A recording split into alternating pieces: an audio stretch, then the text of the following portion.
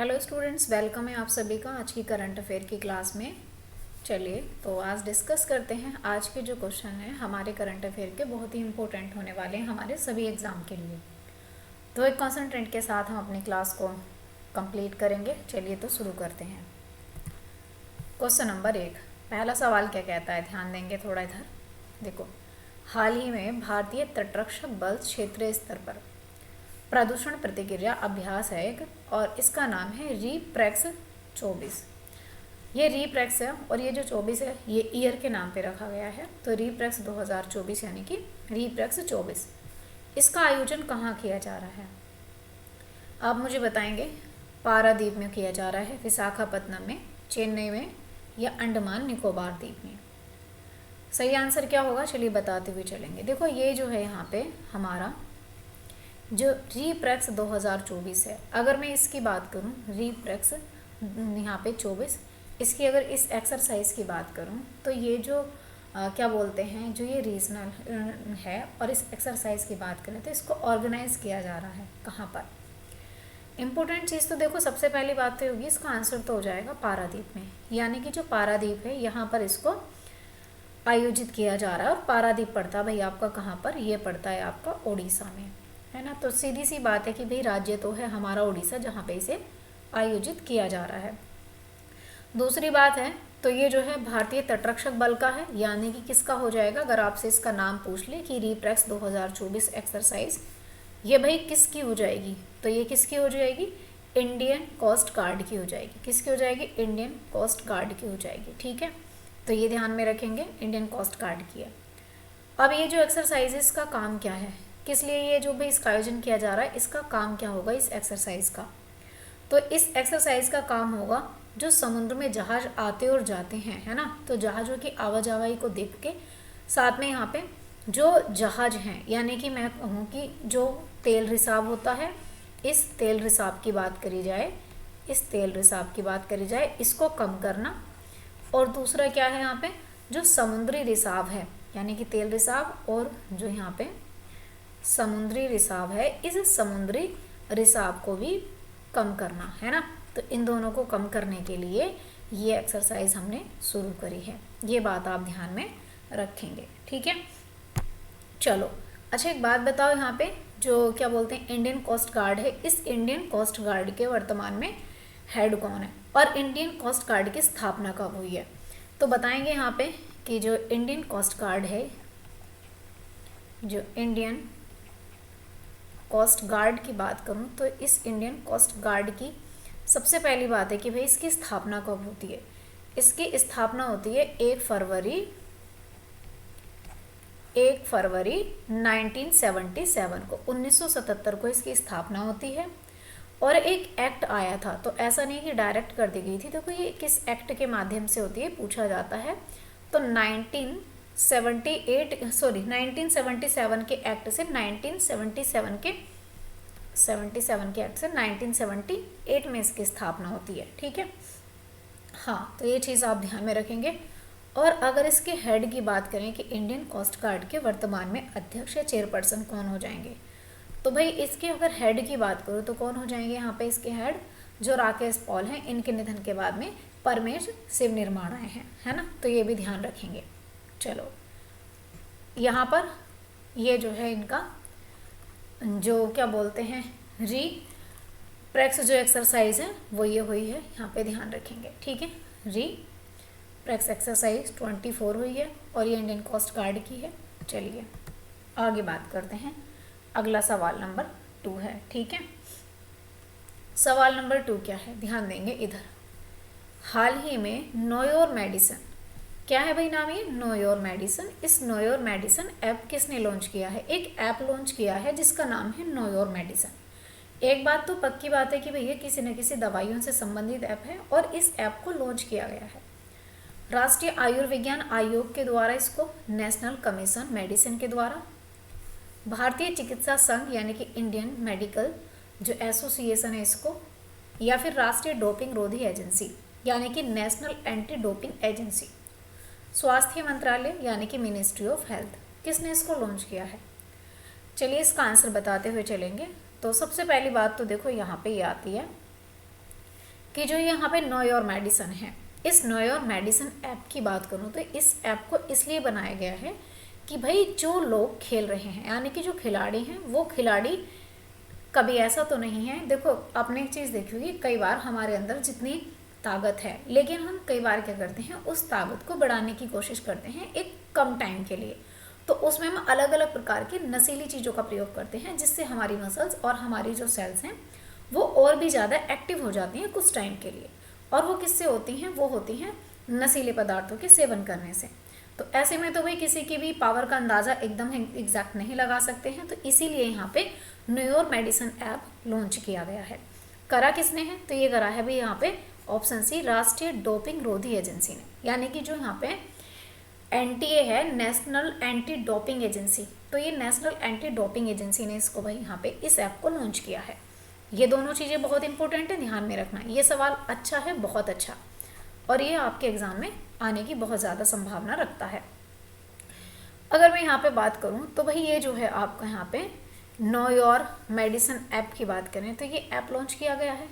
क्यों किया गया है, जो खेल युवा मंत्रालय है इसके, अगर यहाँ पे किसने करा है, राष्ट्रीय डोपिंग रोधी एजेंसी ने, है ना। तो यहाँ पे जो खेल युवा मंत्रालय हैं, इन्होंने इसको देख करके काम करा है। किन्होंने करा है भाई ये, तो अच्छा एक नाम आता है मनसुख मंडाविया का। क्या नाम है, मनसुख मंडाविया, ठीक है, मनसुख मंडाविया। अब जो ये मनसुख मंडाविया हैं, इनकी अगर मैं बात करूं तो भाई ये मंत्री हैं, और ये खेल और युवा मंत्रालयों के मंत्री हैं। किसके, तो ये मंत्री हैं, एक तो भाई ये खेल जगत में है ना, खेल, साथ में युवा मंत्रालय जो है, इस युवा मंत्रालय के ये मंत्री हैं, ठीक है। तो भाई इन्होंने ही एंटी डोपिंग एजेंसी के स्तर पर रखते हुए यहाँ पे नो योर मेडिसिन ऐप जो है शुरू किया है।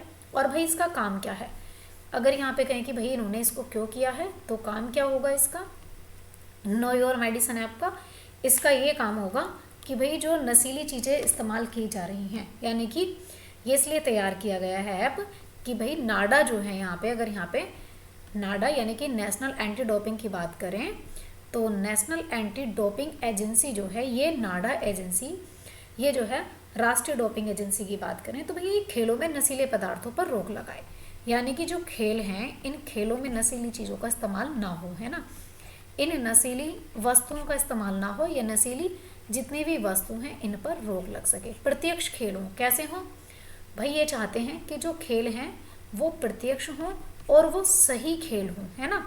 चलिए, तो इस पर रोक लगाने के लिए काम करा गया है, ठीक है। चलो, तो ये हैं हमारे जिनके द्वारा यहाँ पे काम करा गया है, थोड़ा सा ध्यान रखेंगे, युवा और साथ में खेल युवा मंत्रालय के द्वारा इसको स्टार्ट करा गया है। सवाल नंबर 3, हाल ही में क्लाइमेट ट्रेस की रिपोर्ट के अनुसार एक रिपोर्ट आई है, और भाई ये रिपोर्ट है क्लाइमेट ट्रेस की रिपोर्ट। तो भाई क्लाइमेट ट्रेस, अब देखो क्लाइमेट जहाँ भी वर्ड आता है, मैं बार बार कहती हूँ इसको इंपॉर्टेंट मार्क कर लिया करो, क्योंकि क्लाइमेट सबसे ज़्यादा अगर इफेक्टिबल है हमारे एग्ज़ाम के लिए तो वो क्लाइमेट है। साथ साथ में वीमेन वाले जितने भी डेटा आता है वो हमारे लिए इम्पोर्टेंट है ना।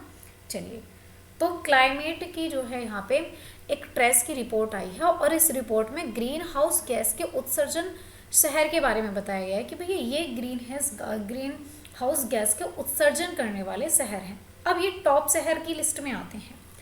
तो क्लाइमेट ट्रेस की रिपोर्ट के अकॉर्डिंग बताया गया है कि भैया ये शहर ऐसे ऐसे बहुत ज़्यादा ग्रीन हाउस गैस का बना रहे हैं, या उत्सर्जन कर रहे हैं, या क्रिएशन कर रहे हैं। चलिए, तो क्या संघाई होगा, टोक्यो होगा, न्यूयॉर्क होगा, या फिर यहाँ पे आपका ह्यूस्टन होगा, ह्यूस्टन। तो भाई कौन सा शहर हो जाएगा, आप बताते हुए चलेंगे। चलिए, सॉरी। तो यहाँ पे क्लाइमेट ट्रेस की जो रिपोर्ट आई है, इसमें एक शहर आता है, देखो सबसे पहले संघाई। अब संघाई शहर कहाँ पड़ता है, संघाई पड़ता है देखो चीन में। कहाँ पड़ता है, ये शहर है भैया आपका चीन का। अब चीन आपको पता है जितनी तेज़ी से अपने बाज़ारों को बढ़ाने की कोशिश कर रहा है, तो कहीं ना कहीं अपने बाज़ारों को बढ़ाएगा तो भाई उद्योग बढ़ाएगा, उद्योग धंधे लगाएगा, तो कहीं ना कहीं भाई प्रदूषण भी बढ़ेगा, यानी कि ग्रीन हाउस गैसेस भी यहाँ पे प्रभावित होंगी। तो सबसे ज़्यादा यहाँ पर हो रही हैं। अच्छा, टोक्यो, तो टोक्यो किसका है, टोक्यो जापान का शहर है ना, जापान कैपिटल। न्यूयॉर्क की बात करूँ तो न्यूयॉर्क, अच्छा न्यूयॉर्क में एक हडसन नदी भी है ना, तो ये कहाँ हो जाएगा, यूके में, या कहाँ होगा आप मुझे बताएंगे। और हॉस्टन भी कहाँ होगा, यूएसए में। अच्छा चलो, अब देखो यहाँ पे मैं बात करूँ आप लोगों से, जो क्लाइमेट ट्रेस की रिपोर्ट आई है, इस क्लाइमेट ट्रेस की रिपोर्ट में यहाँ पे किसकी बात करी है, इन्होंने कहा है कि जी हम जो है यहाँ पे जो ग्रीन हाउस गैसेस हैं, यानी कि बात करेंगे ग्रीन हाउस गैसेस की। जो ग्रीन हाउस गैसेस हैं इनके बारे में बात करें तो इनका जो उत्सर्जन हो रहा है, यानी कि जो ग्रीन हाउस गैसें बन रही हैं इनका जो उत्सर्जन हो रहा है, इसको लेके बात करते हैं। अब बात क्या करते हैं कि जी इसका सबसे ज़्यादा ग्रीन हाउस गैसों का सबसे ज़्यादा उत्सर्जन जो हो रहा है वो शहर आता है टॉप की लिस्ट में, उसका नाम है संघाई शहर। कौन सा नाम है भाई, ये है संघाई शहर। अब जो संघाई शहर है, इस संघाई शहर की बात करें तो इन्होंने कहा पहले नंबर पे ये आता है, और दूसरे नंबर पे जो आता है, ये तो चीन में आ गया है ना, चीन में, बोले दूसरे नंबर पे जो आता है वो आता है टोक्यो शहर। कौन सा, ये आता है जी आपका टोक्यो शहर। और टोक्यो शहर कहाँ हो जाएगा आपका, ये आ जाएगा आपका जापान में, है ना। और बोल रहे भैया तीसरे नंबर पे जो आता है, तीसरे पे आता है न्यूयॉर्क। ठीक है, अब न्यूयॉर्क तो आता है तो कहीं ना कहीं ऐसा नहीं लग रहा कि इनमें सबसे ज़्यादा औद्योगिकरण हुआ है, और ये अपने व्यापार को बड़े विश्व लेवल पर लेकर के जा रहे हैं, और ये जो है किसका, क्लाइमेट का ध्यान नहीं रख रहे हैं, है ना। तो तीसरे नंबर पे आता है न्यूयॉर्क, और भाई यूके की बात करें, ठीक है, यूएसए की। तो ये चीज़ थोड़ी सी ध्यान में रखेंगे, इस तरीके से आपसे लिस्ट में पूछा जाएगा। तो अच्छे, यहाँ पे जो है इस रिपोर्ट में जो बात करी गई है ग्रीन हाउस गैसों के उत्सर्जन को लेकर के बात करी गई है। अच्छा ठीक है, ये रिपोर्ट काम कैसे करती है, तो ये जो रिपोर्ट तय करी जाती है, इस रिपोर्ट में ये देखा जाता है कि पृथ्वी के तापमान में वृद्धि कितनी हो रही है, और इस रिपोर्ट का मकसद ये है कि भाई जो पृथ्वी का जो तापमान है, इस पृथ्वी के तापमान जो है, इस तापमान की जो वृद्धि है, इस वृद्धि को कम करना है, और ये उन देशों को बताना है, उन शहरों को बताना है कि तुम्हारे शहरों में सबसे ज़्यादा वृद्धि तापमान की इसलिए हो रही है क्योंकि तुम यहाँ पे तुमने प्रोडक्शन तो बहुत ज़्यादा लगा रखा है, बट क्लाइमेट को ध्यान में आपने नहीं रखा है ना। तो ये चीज़ आपको ध्यान में रखनी है। फिलहाल इसका आंसर हो जाएगा option A is the correct answer. चलिए, संघाई शहर है, ध्यान रखेंगे। आगे देखो, संघाई शहर का कुछ मैंने इमेज भी ऐसे लिए क्योंकि आप यहाँ पे सबसे ज़्यादा चीज़ें देखेंगे कि इतना पोल्यूशन क्यों है, क्योंकि सबसे ज़्यादा उद्योग धंधे यहाँ पे लगे हुए हैं। अच्छा चलिए, कुछ और भी चीज़ें हैं यहाँ पे। पृथ्वी पर सबसे बड़ा ग्रीन हाउस गैस कहाँ पर हो जाएगा, ये कुछ इंपॉर्टेंट चीज़ें हैं आपके लिए।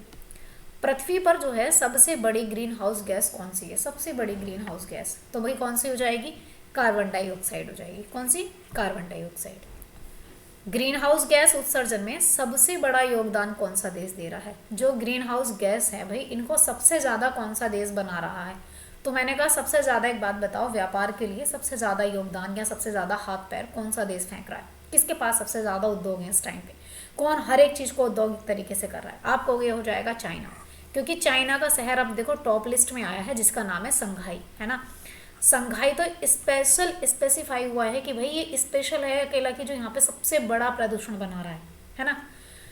इसके बाद में अगला सवाल है, वायुमंडलीय कार्बन डाइऑक्साइड का सबसे बड़ा स्रोत कौन सा है, तो वायुमंडल में जो कार्बन डाइऑक्साइड है ये जो क्रिएट हो रही है, इसका सबसे बड़ा स्रोत कहाँ से है, तो सबसे बड़ा स्रोत देखो, अगर यहाँ पे बात करें तो सबसे बड़ा है यहाँ पे जो जलचन है और साथ में जो उद्यान है ना। तो इन दोनों की बात करें तो जितने भी उद्यान हैं भाई, उद्यानों से और साथ में यहाँ पे जो भी हैं इनसे सबसे ज़्यादा कार्बन डाइऑक्साइड गैस जो है बन रही है। अगला सवाल है कि ग्रीन हाउस प्रभाव को कम करने के लिए अंतर्राष्ट्रीय समझौते कौन से हुए हैं, तो जिनमें सबसे महत्वपूर्ण समझौते की बात करूँ कि भाई ग्रीन हाउस गैसेस का जो इफेक्ट है इसको कम करा जाए, और इसके लिए पेरिस समझौता हुआ था। कहाँ पे, पेरिस समझौता, है ना। भारत में ग्रीन हाउस गैस उत्सर्जन को कम करने के लिए क्या उपाय किए गए हैं, तो इंडिया ने भी देखो, इंडिया अपनी चीज़ों को लेकर के बड़ा मतलब सबसे आगे रहता है। तो भारत ने क्या क्या करा है, भारत ने भाई यहाँ पे देखेंगे आप कि सबसे पहले तो जो नवीनीकरणीय ऊर्जा के जो स्रोत हैं इनको बढ़ावा दिया। इन्होंने कहा कि भाई, भारत ने कहा कि हम जो है जितने भी पेट्रोलियम डीजल हैं या पेट्रोल से या डीजल से कोयले से चलने वाली चीज़ें इनको कम करेंगे, और हम नवीनीकरणीय ऊर्जा के स्रोत को, इनके जो सोर्स हैं इनको ढूंढेंगे। दूसरा, इन्होंने कहा कि भैया हम वनीकरण जो ऊर्जा है इस वनीकरण ऊर्जा का भी इस्तेमाल करेंगे, साथ में कि भैया यहाँ पे जो जो ऊर्जा ऐसी हैं, ऊर्जा दक्षता की तरफ भी ध्यान देंगे जिससे प्रदूषण कम हो, पोल्यूशन कम हो, कार्बन डाइऑक्साइड गैस कम हो और ग्रीन हाउस गैसेस भी कम हो। तो इन्होंने भाई हमारे भारत की तरफ ये प्लान कुछ हैं, ठीक है। चलो, वैसे तो बहुत सारे प्लान हैं जो करंट में भी आ रहे हैं, लेकिन कुछ मैंने आपको बता दिए। अगला सवाल नंबर 4, हाल ही में यूनेस्को ने किस राज्य के 24 तटीय गांवों को सुनामी के लिए तैयार किया है? इसके रूप में मान्यता दी है कि भाई क्या बोलते हैं, एक ऐसा राज्य है, यूनेस्को ने कहा है कि भाई एक ऐसा राज्य है भारत के पास में जिसके 24 ऐसे गांव हैं जो सुनामी की चपेट में आ सकते हैं। अब सुनामी की चपेट में आ सकते हैं, सुनामी के लिए तैयार हैं, और इसके रूप में मान्यता दी है कि भाई यहाँ से लोगों को रिप्लेस करा जाए, यहाँ से विस्थापित करा जाए ताकि इनकी जान बचाई जा सके, है ना। तो अब सबसे पहले अगर मैं यहाँ पे बात करूँ तो इस भाई ये कहाँ पर, कौन सा राज्य हो जाएगा? तमिलनाडु, आंध्र प्रदेश, उड़ीसा, कर्नाटक। तो देखो, तमिलनाडु भी, आंध्र प्रदेश तो थोड़ा अगर मैं कहूँ आंध्र प्रदेश है, तमिलनाडु है, उड़ीसा है, कर्नाटक है। तो ऐसा लग रहा है कि कहीं ना कहीं भी क्या बोलते हैं, बाढ़ से तो या सुनामी से की चपेट में तो ये आते ही आते हैं। लेकिन किसके 24 ऐसे तटीय गांव हैं जो बहुत ज़्यादा प्रभावित होने वाले हैं? तो इसका सही आंसर क्या होगा? देखो, इसका सही आंसर होगा उड़ीसा। उड़ीसा के 24 गांव हैं जो इस चीज़ से प्रभावित होंगे। और ये बात किसने बोली है? ये बात बोली है भाई यूनेस्को ने। किसने? तो इस बात को बोलने वाला कौन है? इस बात को बोलने वाला है यूनेस्को। अच्छा, यूनेस्को की फुल फॉर्म क्या हो जाएगी? चलिए लिख करके बता, या वैसे ही बता देती हूँ। यूनेस्को की फुल फॉर्म क्या हो जाएगी? United Nation Educational and Scientific and Climate Organization, है ना। तो ये आप थोड़ा सा ध्यान में रखेंगे, यूनेस्को की फुल फॉर्म, ठीक है। अब यूनेस्को की आपने देखो एजुकेशन की तरफ भी ध्यान देता है यूनेस्को। सबसे पहले क्या है? यूनाइटेड नेशन है ना, जो किसकी तरफ ध्यान देता है? सबसे पहले यूनाइटेड नेशन एजुकेशन की तरफ, साइंटिफिक की तरफ भी ध्यान देगा और कल्चरल की तरफ भी ध्यान देगा, और क्या है? एक संगठन, ऑर्गेनाइजेशन है जो इन सब की तरफ ध्यान देता है ना। चलो, अब यहाँ पे हम थोड़ा बड़ा डिस्कस करेंगे यूनेस्को को लेकर के भी। सबसे पहले बात करें तो ये जो है सुनामी की बात करूं तो ये वैश्विक सुनामी है। अच्छा, मुझे एक बात बताओ, ये जो वैश्विक सुनामी संगोष्ठी हुई थी ये कहाँ पर हुई है? एक क्वेश्चन है आपके लिए, इम्पोर्टेंट है। वैश्विक सुनामी संगोष्ठी कहाँ पर हुई है? संगोष्ठी कहाँ पर हुई थी? तो वैश्विक सुनामी संगोष्ठी कहाँ पर हुई है और किस नंबर की थी? तो ये 2nd नंबर की थी, है ना, 2nd थी, और ये इंडोनेशिया में हुई थी। कहाँ पर हुई थी? ये हुई थी इंडोनेशिया में, है ना। ये कहाँ पर है? ये इंडोनेशिया में है। दूसरी बात करें यहाँ पे, तो यूनेस्को की बात करूँ मैं, यूनेस्को को ही लेके आते हैं नीचे। यूनेस्को की स्थापना कब होती है? स्थापना की बात करें 16 नवंबर 1945 को यूनेस्को की स्थापना होती है। और यूनेस्को की बात करूं तो इसमें जो है, मैंने कहा ना कि कल्चरल भी है, scientific education, scientific and cultural है। तो इसके कल्चरल वाले पार्ट को अगर निकाल के लेकर के आए तो विश्व में, अगर मैं यहाँ पे कहूँ कि विश्व धरोहर कितनी है, यूनेस्को में विश्व धरोहर कितनी है, तो विश्व धरोहर की बात करी जाए तो कितनी हो जाएंगी? 43 हो जाएंगी। और 43 नंबर की कौन सी बनी है अभी वर्तमान में? जो बनी है 43 नंबर की कौन सी है? नहीं, तो ये हो जाएगी असम में। और असम में क्या नाम है भाई इसका? मोइदम। क्या नाम है? मोइदम, ठीक है। तो ये थोड़ा सा मोइदम नाम है, ये ध्यान रखेंगे। अच्छा, यहाँ पे कितनी? ये 43 हैं। 43 हैं, कौन कौन सी किस किस कैटेगरी में आती है 43 की बात करूँ तो इसमें सबसे पहले आती है यहाँ पे 35 हैं जो कॉमन है, ठीक है। और इसके बाद में जो 7 है हमारी, 7 कैसी हैं? 7 है हमारी जो नेचर से संबंधित हैं, नेचुरल हैं, है ना। और इसके बाद में 1 है जो मिक्स है ना। तो ये 1 है। तो इस तरीके से हमारे पास में कितनी हो जाती हैं? 43 हो जाती हैं। ये थोड़ा सा आप ध्यान में रखेंगे। अच्छा, अमूर्त धरोहर की बात करें तो कितनी हो जाएंगी? अगर यहाँ पे आपसे अमूर्त, जिनको छू नहीं सकते, ऐसी धरोहर कितनी है भारत की बात करें तो ऐसी धरोहर कितनी हो जाएंगी? ऐसी हो जाएंगी 15 धरोहर हैं। और 15वीं कौन सी हो जाएगी? गरबा डांस। कौन सी हो जाएगी? गरबा डांस, ठीक है। चलो, ये थोड़ा सा ध्यान में तुम्हें रखना पड़ेगा। चलिए, तो भाई ये ओडिशा को जो है इसमें चेतावनी दे दी गई है कि भैया ओडिशा के जो है यहाँ पे 24 ऐसे तटीय गांव हैं जिनमें सुनामी की लहर देखी जा सकती है, जिनको विस्थापित करने की बात करी जा रही है। सवाल नंबर 5, हाल ही में नेपाल ने भारत के माध्यम से किसे पहली बार जो है बिजली का निर्यात किया है?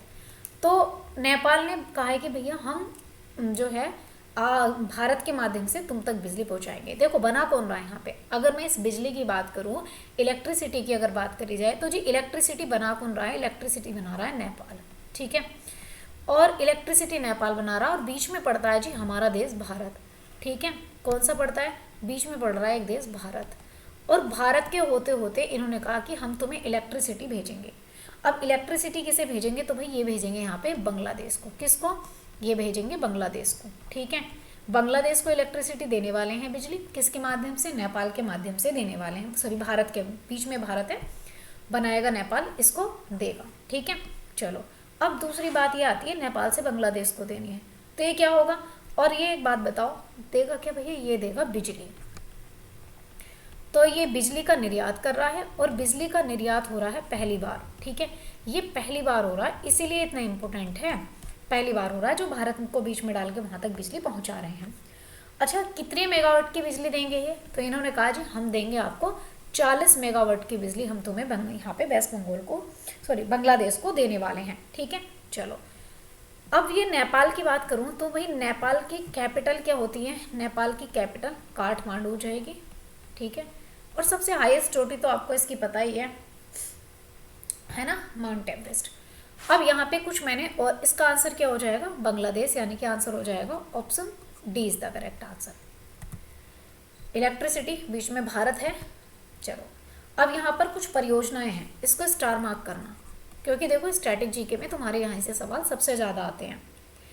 सबसे पहले है भाखड़ा नागल परियोजना। भाखड़ा नागल परियोजना की बात करें तो भाखड़ा नागल परियोजना कहाँ पर है, किस राज्य में है? यह है हिमाचल प्रदेश में, हिमाचल प्रदेश में और साथ में पंजाब में। कहाँ पर है? हिमाचल प्रदेश, साथ में पंजाब, इन दोनों राज्यों की मिली हुई परियोजना है ये। और अगर नदी की बात करूँ तो कौन सी नदी हो जाएगी? ये हो जाएगी आपकी सतलज नदी हो जाएगी, ठीक है। चलो, इतनी बात ध्यान में रखेंगे। अगला है व्यास परियोजना। तो व्यास परियोजना की एक बात तो कॉमन है भैया, व्यास नदी पर बनी हुई परियोजना है, लेकिन इसके लिए राज्य कौन कौन से आएंगे? व्यास नदी तो है, राज्यों की बात करें तो इसमें 3 राज्य आते हैं। एक तो आता है जी पंजाब लाभान्वित है, और राजस्थान भी लाभान्वित है, और हरियाणा भी लाभान्वित है, ठीक है। चलो, इसके बाद आती है दुलस्ती परियोजना। दुलस्ती परियोजना इंपॉर्टेंट है बिल्कुल। पहली बात तो भैया किस नदी पर है? तो ये है चिनाब नदी पर बनी हुई। कहाँ पर है? चिनाब नदी पर बनी हुई है। और चिनाब नदी पर तो है, लेकिन कहाँ पर है? ये है जम्मू कश्मीर में। कहाँ पर? जम्मू कश्मीर में। इसके बाद में आती है साउथ इंडिया की तुंगभद्रा परियोजना। तुंगभद्रा परियोजना की बात करें किस नदी पर है? तो ये है आपकी तुंगभद्रा नदी पर। और कहाँ पर हो जाएगी? तो जी ये है आपकी कर्नाटक में, ठीक है। इसके बाद में आती है यहाँ पे नागार्जुन सागर परियोजना। नागार्जुन सागर परियोजना ये कृष्णा नदी पर है। किस पर है? कृष्णा नदी पर है। और कहाँ हो जाएगी? ये है आपकी तेलंगाना में, ठीक है। इतनी चीज़ें थोड़ी सी याद में रखनी है। चलो, सवाल नंबर 6 कह रहा हाल ही में ऐतिहासिक क्या बोलते हैं जोलजीबी मेला जो है 2024 का कहाँ प्रारंभ हुआ है? तो देखो जोलजीबी मेला है 2024 का, भाई जोलजीबी मेला कहाँ पर लगाया जा रहा है? चलो, इम्पोर्टेंट है, अच्छा सवाल है, बताते हुए चलेंगे। तो ये उत्तर प्रदेश में होगा, उत्तराखंड, हिमाचल प्रदेश या फिर झारखंड। चलिए बताते हुए चलेंगे। तो जोलजीबी मेला कहाँ पर है? तो ये पहली बात तो ऐतिहासिक मेला है, यानी कि बहुत पहले से लगता चला आ रहा है। कौन सा मेला है? इसका नाम है जी आपका जोलजीबी मेला। अब जो ये जोलजीबी मेला है, इसकी बात मैं करूँ आपसे, तो ये कहाँ है? ये लगता है जी आपका उत्तराखंड। और उत्तराखंड का एक जिला पड़ता है जिसका नाम है पिथौरागढ़। क्या नाम है? पिथौरागढ़ में लगता है जी ये मेला। अच्छा, पिथौरागढ़ में ही लगता है क्या? हाँ, पिथौरागढ़ में लगता है, और पिथौरागढ़ में ये मेला उत्तराखंड में तो लगता ही लगता है, यानी कि ये एक ऐसा मेला है जो भारत वाले तो इसे मनाते हैं, साथ में नेपाल वाले लोग भी इसे मनाते हैं, यानी कि भारत और नेपाली आपस में मिलकर के इस मेले को सेलिब्रेट करते हैं, इस मेले में भाग लेते हैं। दूसरी बात है, तो भाई एक बात बताओ, पिथौरागढ़ की अगर मैं बात करूं तो पिथौरागढ़ में एक नदी है, हाँ क्या नाम है, गौरी और काली संगम, दो नदियां हैं पिथौरागढ़ में जहाँ ये मेला लगता है। एक नदी है गौरी और एक नदी है यहाँ पे काली। गौरी और काली इन दोनों नदियों के संगम पर ये मेला लगता है, ठीक है। जैसे आपको पता है 2025 में प्रयागराज में महाकुंभ होगा, है ना, लेकिन वो 3 नदियों के संगम पर, जो 2 तो दिखती हैं, एक जो है वहाँ पे लुप्त जैसी दिखती है, तो ये यहाँ पे इसके संगम पर ये मेला लगता है। अच्छा, उत्तराखंड के सीएम कौन हो जाएंगे? उत्तराखंड के अगर बात करें, उत्तराखंड के सीएम कौन हो जाएंगे? पुष्कर सिंह धामी। कौन हो जाएंगे? पुष्कर सिंह धामी हो जाएंगे, ठीक है। चलिए भाई आगे बात कर लेते हैं। अच्छा एक बात बताओ, ये मेला लगाया क्यों जाता है? कभी समझ में नहीं आया कि यहाँ पे भारत और नेपाल दोनों, ये जो है भारत और नेपाल के बीच में जो संबंध है ना, इन संबंधों को भी अच्छा करता है ये, इन संबंधों को अच्छा करने के लिए भी इसको देखा जाता है, ठीक है। आंसर हो जाएगा ऑप्शन बी, उत्तराखंड में जोलजीबी मेले का आयोजन किया जा रहा है 2024 का, ठीक है। चलो तो यहाँ देखेंगे पुष्कर सिंह धामी ने इसका जो है भाई रिबन काट दिया है, वेलकम कर चुके हैं। अच्छा यहाँ पे ना कुछ और भी महोत्सव है, जो यहाँ पे फूलदेई महोत्सव है, ये कहाँ का है? ये भी उत्तराखंड में मनाया जाता है। साथ में नंदा देवी राजजट यात्रा, नंदा देवी राजजट यात्रा कहाँ मनाई जाती है? ये भी उत्तराखंड में मनाई जाती है। और साथ में यहाँ पे जुलजीबी मेला, देखो अभी बात करती जुलजीबी मेला उत्तराखंड में मनाया जाता है। इसके बाद में वेसु मेला, ये भी उत्तराखंड का हो जाएगा। इसके बाद में फूलदेई मेला, ये भी उत्तराखंड का हो जाएगा। साथ में यहाँ पे हरेला मेला हो जाएगा, ये भी उत्तराखंड का हो जाएगा, ठीक है। चलिए आगे सवाल नंबर 6। हाल ही में लीड्स इंटरनेशनल फिल्म फेस्टिवल में, यानी कि लीड्स इंटरनेशनल फिल्म फेस्टिवल में सबसे बढ़िया यानी कि सर्वश्रेष्ठ फिल्म के पुरस्कार के विजेता, जिसका नाम यहाँ पे द फेवल फिल्म है, इसका संबंध भाई किससे है? द फेवल फिल्म के सबसे बढ़िया विजेता हैं, पुरस्कार विजेता जो रहे हैं भाई, इनका क्या नाम होगा? नवाजुद्दीन सिद्दीकी हो जाएंगे, या मनोज वाजपेयी हो जाएंगे, या राजकुमार राव हैं, या फिर अक्षय कुमार हैं। इसका सही आंसर क्या हो जाएगा? सवाल नंबर 6 का सही आंसर क्या हो जाएगा? बिल्कुल, तो वैसे तो खैर ये सवाल नंबर 7 होना चाहिए था, पर कोई बात नहीं है। हाँ, इसका करेक्ट आंसर क्या हो जाएगा? इसका सही आंसर हो जाएगा आपका यहाँ पे मनोज कुमार वाजपेयी, माफ़ कीजिएगा, मनोज कुमार वाजपेयी की बात करूँ तो मनोज कुमार वाजपेयी हो जाएगा इसका करेक्ट आंसर। देखो मनोज कुमार वाजपेयी ने भाई यहाँ पे जो है ये फिल्म के संबंध में सबसे बढ़िया यानी कि सर्वश्रेष्ठ फिल्म के पुरस्कार में विजेता रहे हैं। अच्छा, ये आयोजन कहाँ पे किया गया था? जो लीड्स इंटरनेशनल फिल्म फेस्टिवल मनाया गया है, तो ये लीड्स इंटरनेशनल फिल्म फेस्टिवल कहाँ पर मनाया गया है? तो भाई ये जो मनाया गया है, ये मनाया गया है लंदन में। कहाँ पर? लंदन, और लंदन यूनाइटेड किंगडम में, ठीक है, यहाँ पर मनाया गया है। किस नंबर का था? तो जी 38 नंबर का, यानी कि 38 वाइज होता है यहाँ पे 38वां महोत्सव था। दूसरी बात है यहाँ पे कि जो बेस्ट फिल्म कौन सी थी यहाँ पे, जो सबसे बढ़िया फिल्म रही है, यानी कि अगर बात करूँ यहाँ पे कि जो अब से पूछा जाएगा बेस्ट फिल्म का जो अवार्ड है, वो बेस्ट फिल्म कौन सी थी? तो बेस्ट फिल्म थी जी यहाँ पे द फेवल, है ना, बिल्कुल बेस्ट फिल्म थी यहाँ पे आपकी द फेवल।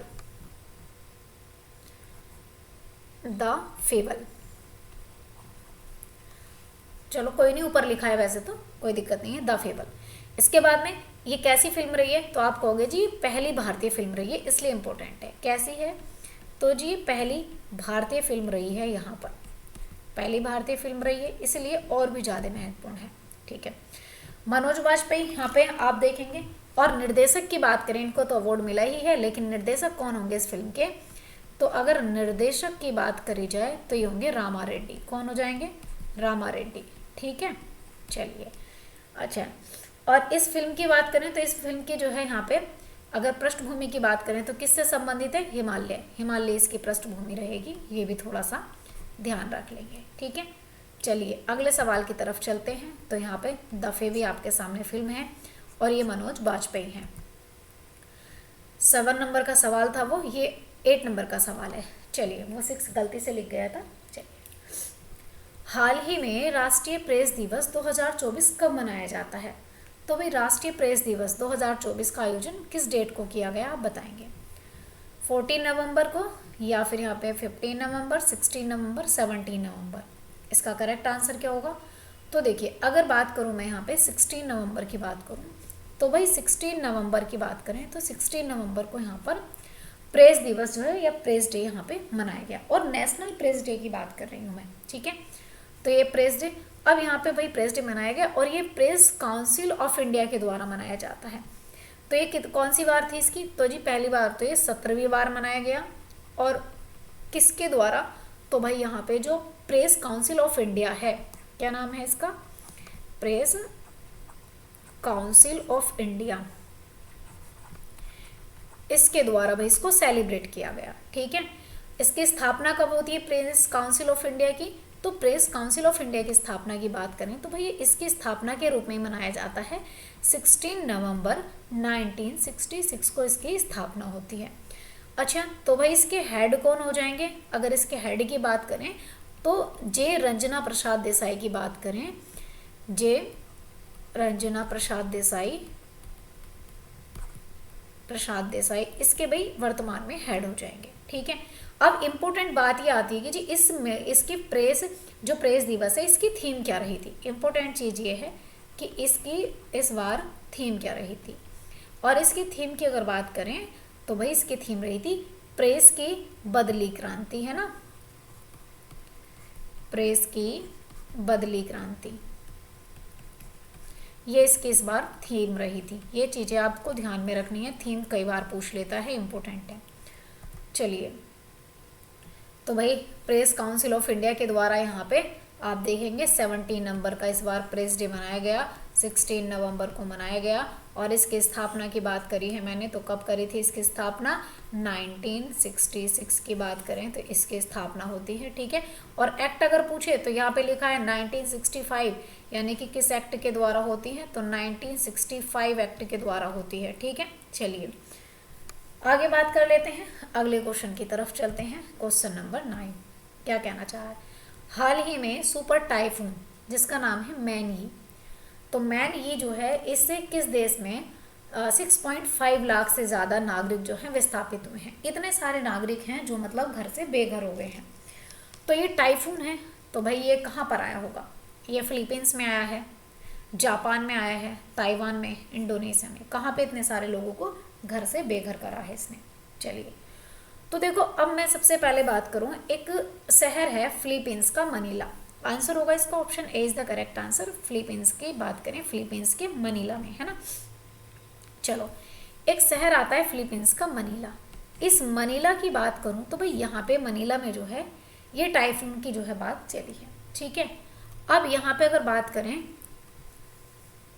इसमें लगभग कितने लोग हैं यहाँ पे बात करेंगे फिलीपींस में कि भाई मैनयी जो है ये आएगा, और ये टाइफून है, और ये टाइफून आएगा, और इससे भाई कितने लोग? 6.5 लोग जो हैं यहाँ पे, इतने लाख लोग भाई विस्थापित होंगे जिन्हें अपना घर भी छोड़ना पड़ा, है ना। अब यहाँ पे अगर मैं फिलीपींस के मनीला की बात करूँ तो अच्छा, फिलीपींस मनीला बड़ा चर्चा में रहता है, क्यों? जो ADBS का हेडक्वार्टर फिलीपींस मनीला में है, और किसका? चावल अनुसंधान कहाँ पर हो जाएगा? चावल अनुसंधान संस्थान केंद्र मनीला में हो जाएगा। और इसके बाद में अच्छा, एक रेमन मैग्सेस अवार्ड कहाँ मिलता है? अगर बात करूँ रेमन मैग्सेस अवार्ड कहाँ मिलता है, तो ये रेमन मैग्सेस अवार्ड भी फिलीपींस मनीला में ही मिलता है ना। चलिए, अब यहाँ पर बात करें, ये भी चीज़ें ध्यान में रखेंगे। और ये कैसा टाइफून है? तो भाई ये सुपर टाइफून है। ये कैसा है? सुपर टाइफून है, बड़ा मतलब सुपर टाइफून है मेन। ये फिलीपींस में आ रहा है, फिलीपींस में तो आ रहा है, मनीला में किस द्वीप पर आ रहा है? तो भैया ये है लुजोन द्वीप पर। कहाँ पर? लुजोन द्वीप। और लुजोन द्वीप की बात करूँ तो ये मनीला में है ना। चलिए, बहुत ज़्यादा विनाशकारी है और इतने लोग यहाँ पे विस्थापित कर देगा, ये भी चीज़ आपको ध्यान में रखनी है। चलो, इसके बाद में अंतिम सवाल है, सवाल नंबर 10।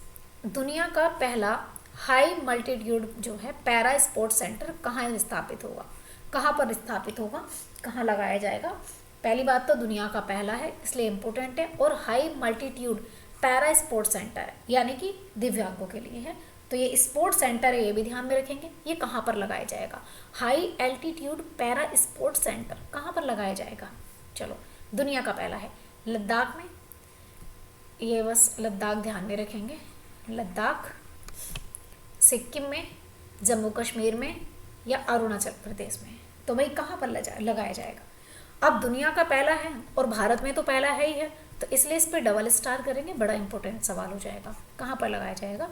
आप कहोगे लगाया जाएगा जी लद्दाख में। कहाँ पर? लद्दाख में। देखो, सबसे पहली बात तो भाई ये है, जो हमारा high altitude para sports centre है ये लद्दाख में लगाया जाएगा, और लद्दाख में लगाया जाएगा। पहली दूसरी बात ये है कि ये जो है वर्ल्ड का पहला है, ये वर्ल्ड का फर्स्ट होगा, इसलिए और ज़्यादा इम्पोर्टेंट होगा। ठीक है, high altitude para sports centre है, ये भी ध्यान में रखेंगे। हाई, यहाँ पे ध्यान में रखेंगे थोड़ा सा, high altitude para sport centre. ठीक है, दूसरी बात, लद्दाख के लेह ज़िले में। कहाँ पर? लद्दाख के लेह ज़िले में लगाया जाएगा। और इसको कब तक बना करके तैयार किया जाएगा? तो बात करने भी 2028 में जो है इसको शुरू कर देंगे।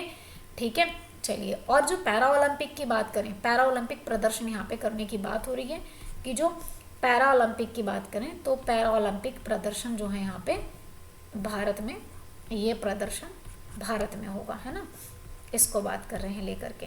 अच्छा, कैसा? अच्छा, इस बार के प्रदर्शन की बात करें तो इस बार का जो प्रदर्शन रहा है वो कैसा रहा था? तो भाई यहाँ पे 29 टोटल इन्होंने जो है यहाँ पे पदक जीते थे। और रैंक की बात करें पैरा ओलंपिक में, रैंक कौन सी थी? 18, और गोल्ड हमारे पास में कितना आए थे? 7 गोल्ड आए थे, है ना। चलिए, अच्छा, हाल फिलहाल में लद्दाख में जो है और भी चीज़ें बहुत सारी घटित हुई थी, वो भी थोड़ी सी ध्यान में रखेंगे। फिलहाल ये चीज़ आपको ध्यान में रखनी है। ठीक है, ये कहाँ पर होगा? लद्दाख में। चलिए, तो आज की क्लास को इतना ही रखते हैं। थैंक यू स्टूडेंट्स, ध्यान रखिए, मस्त रहिए।